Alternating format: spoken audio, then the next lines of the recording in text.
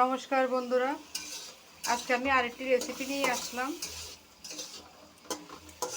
তবে কী রেসিপি নিয়ে এসেছি তোমাদের দেখিয়ে দিচ্ছি। এটা হচ্ছে সয়াবিন, আর এখানে নিয়েছি ছোট আলু। আমি সিদ্ধ করে নিয়েছি, সিদ্ধ করে আর ভেজে নিয়েছি।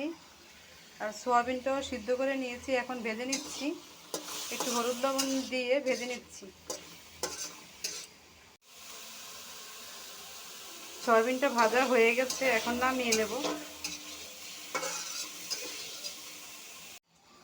নামিয়ে নিয়েছি, দিয়ে দিচ্ছি এখন সরিষার তেল।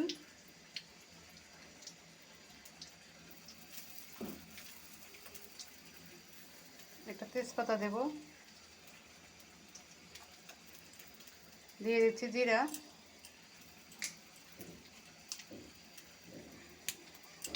এলাচ, দারচিনি দিয়ে দিচ্ছি। একটু ভেজে নেব।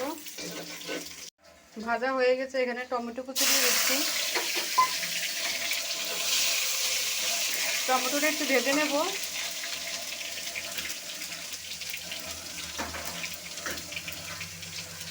এক চামচ আদা বাটা একটু ভেজে নেব। ভাজা হয়ে গেছে, এখানে ধনে গুঁড়ো, জিরার গুঁড়ো আর মরিচের গুঁড়ো, হলুদের গুঁড়ো আমি এক চামচ করে নিয়েছি, এখন দিয়ে দেব।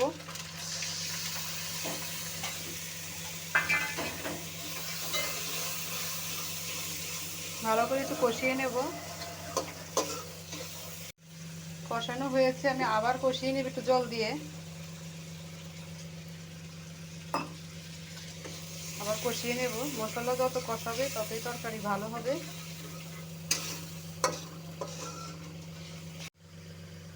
আবার একটু মশলাটা কষিয়ে নিয়েছি।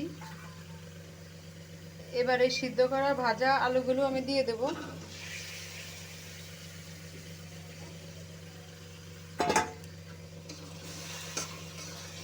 আলুটা একটু কষিয়ে নেব।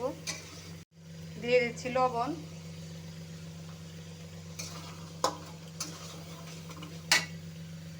কষানো হয়ে গেছে, এই সয়াবিনগুলো এখন দিয়ে দেব।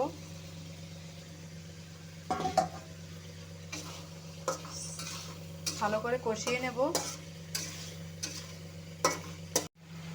দেখো সয়াবিন আলুগুলো কষানো হয়ে গেছে, তেল উপরে উঠে গেছে। এখন আমি জল দিয়ে দেব।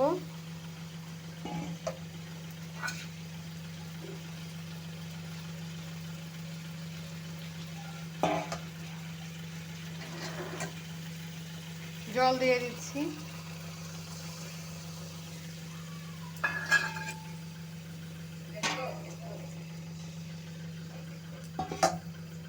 জলটা কম দিলেই হবে, কারণ সয়াবিন আলুটা সিদ্ধ করা, তাই অল্প জলে হয়ে যাবে।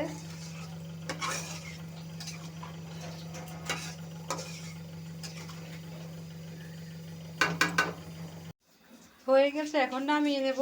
একটু গরম মশলা গুঁড়ো দিয়ে দিচ্ছি। হয়ে গেছে, দেখো দেখতে অনেক সুন্দর হয়েছে। এখন নামিয়ে নেব।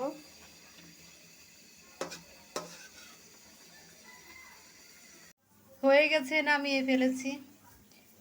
আমার এই রেসিপিটা দেখে তোমাদের যদি ভালো লাগে তাহলে লাইক, কমেন্ট, সাবস্ক্রাইব করো। আর যারা আমার পাশে আছো সবাইকে আমার পক্ষ থেকে অসংখ্য ধন্যবাদ আমার পাশে থাকার জন্য। আর আমার ভিডিওটা যারা দেখো অনেকে সাবস্ক্রাইব করেনি, প্লিজ আমার চ্যানেলটিতে সাবস্ক্রাইব করে দিও। সবাই পাশে থাকলে আমি সামনে আরেকটি রেসিপি নিয়ে আসতে পারবো। সবাই ভালো থাকো, সুস্থ থাকো। আর যারা ফেসবুক থেকে দেখবে তারা লাইক, কমেন্ট, ফলো করে দিও। আজকের মতো এই পর্যন্তই।